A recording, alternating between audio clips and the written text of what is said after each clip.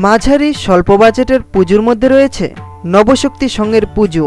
জাতীয় সড়কের পাশেই উদয়পুর ফুলকুমারীতে অবস্থিত এই ক্লাব নবশক্তি সংঘ। বাজেট ৫ লক্ষ টাকা। প্যান্ডেল তৈরি হচ্ছে বিশাল আকৃতির, সম্পূর্ণ কাল্পনিক মন্দির। প্রতিমা তৈরি হচ্ছে কলকাতা কুমারটলির শিল্পীদের দ্বারা। প্রতিদিন সন্ধ্যায় থাকছে স্থানীয় ও বহিরাগত শিল্পীদের পরিবেশনায় বাউল, লোকগীতি, সাংস্কৃতিক অনুষ্ঠান।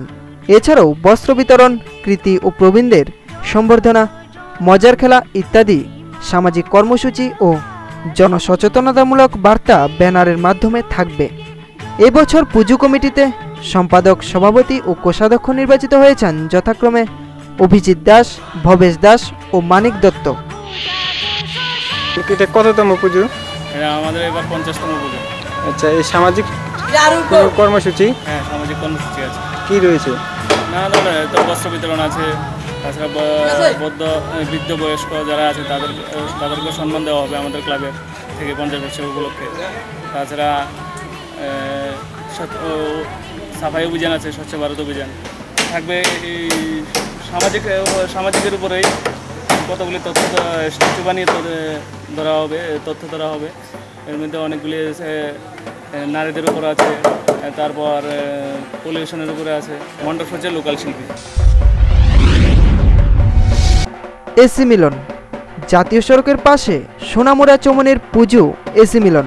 6 লক্ষ টাকার বাজেটে কলকাতার তারক পালের হাতে তৈরি হচ্ছে সুসজ্জিত প্রতিমা। মণ্ডপে স্থানীয় সৈকত ডেকোরেটর।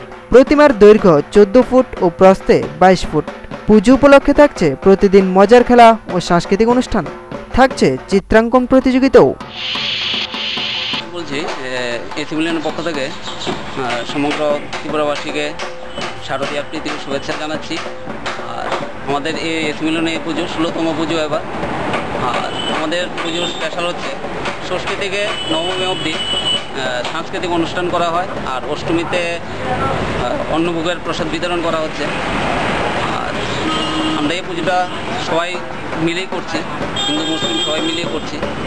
আর আমাদের পুজোর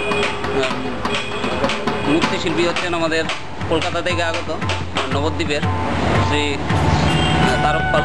আর মণ্ডপ সজ্জায় আছেন আমাদেরই ক্লাবের সদস্য সঞ্জু দাস। অষ্টমীতে অন্নভোগের প্রসাদ বিতরণ করা হচ্ছে। সাংস্কৃতিক অনুষ্ঠান তো ষষ্ঠী থেকে নবমী অবধি থাকে।